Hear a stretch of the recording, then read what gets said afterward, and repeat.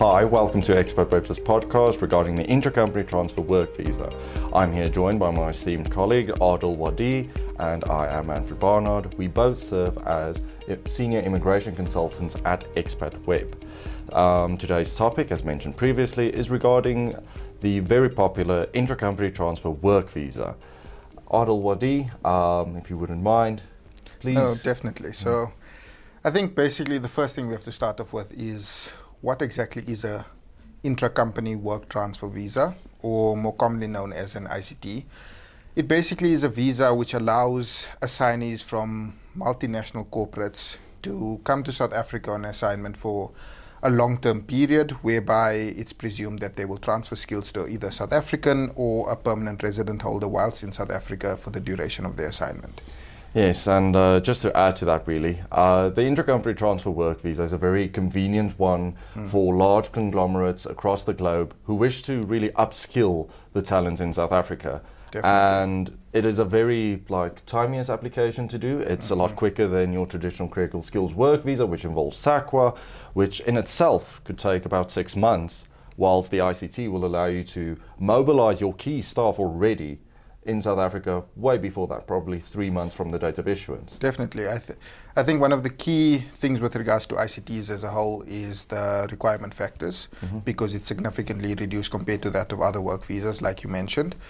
The only requirement I would say which a company has to consider when doing a ICT application is that of a skills transfer plan, which if done properly is quite a simple procedure. It just basically details out the transfer plan for those skills to the South African national or permanent residence holder whilst in South Africa for either the period of 2 years or 4 years. Absolutely. I think something just to add to the requirement thing is that the employee who the company wishes to transfer must have been employed for at least 6 months with a foreign affiliate before he or she is eligible to go to South Africa and perform their assignments, and also they must be in a senior position really. We've noticed that the embassies don't really see junior staff as value, even though some companies try and motivate it as such. So senior staff is a very important thing.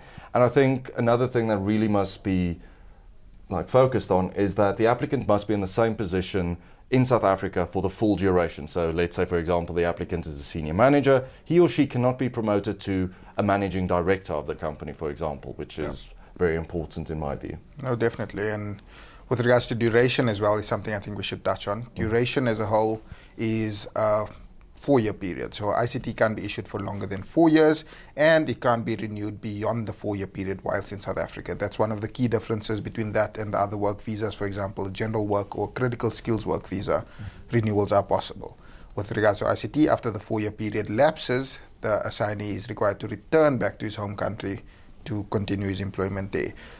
However, there is times where we've seen embassies not issue the visa for the full period, whereby they'll issue it for a 1-year period or a 2-year period.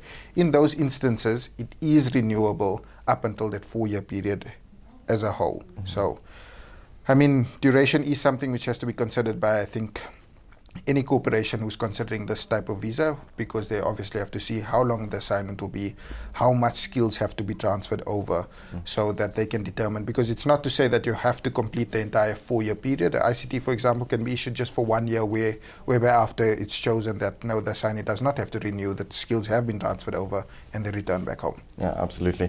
And I think another very good thing about the Intra-Company Transfer Work Visa, it doesn't close off doors for future applications like your general work, like your critical skills work visas. And an ICT, I think, is very important to note this, is it doesn't allow for permanent residency based on that visa.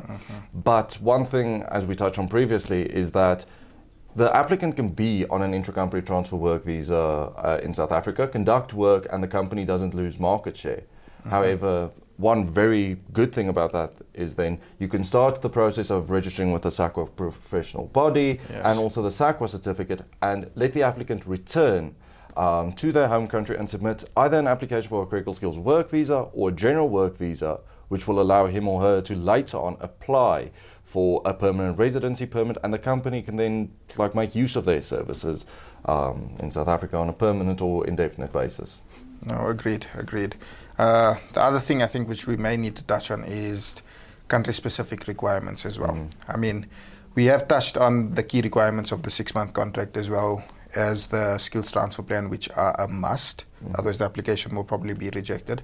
However, it's important to note that based on where a company is based or where they're situated, so where the application will be submitted, it's important for that assignee themselves to go to the embassy or find out from the embassy what may be required for the purposes of the application alongside the common requirements, because what we've seen in our experience is every place in the world is different. So as much as South Africa and the Department of Home Affairs have released a list of requirements, the VFS centers or the high consulates or etc., any of those things seem to tweak them slightly and request additional documents, which is super important prior to the application being submitted. Yes, absolutely. And I think another thing that's important, especially for large global companies, is an ICT is a very long-term visa. I mean, 4 years is a very long period.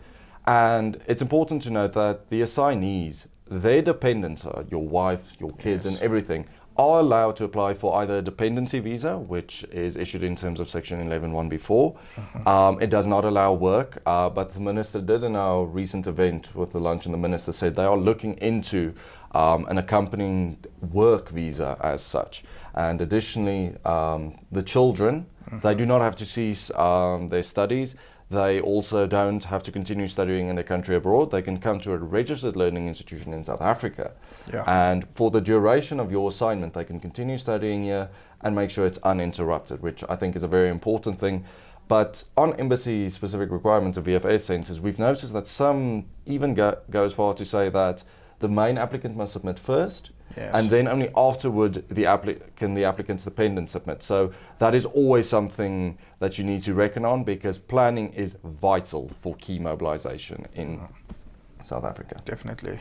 I think you hit the nail on the head with that one. I think that's basically one of the most important things. It's one of the things we tell all of our clients, that based on where you are submitting, there may be further requirements which are required, and that often is a no-go for a lot of people because of what they require. But it's something which we always say, if you have the right immigration professional who is assisting you, you can mitigate any of those factors, so you don't end up at the submission center on the day running around like a headless chicken looking for documents which you didn't know were required, etc. Everything is prepared for you ahead of time. All communications are done ahead of time. It's the easiest way to go ahead with this. Yeah, absolutely. And I think that concludes really our podcast on the ICT. And thank you so much for joining us, and see you soon.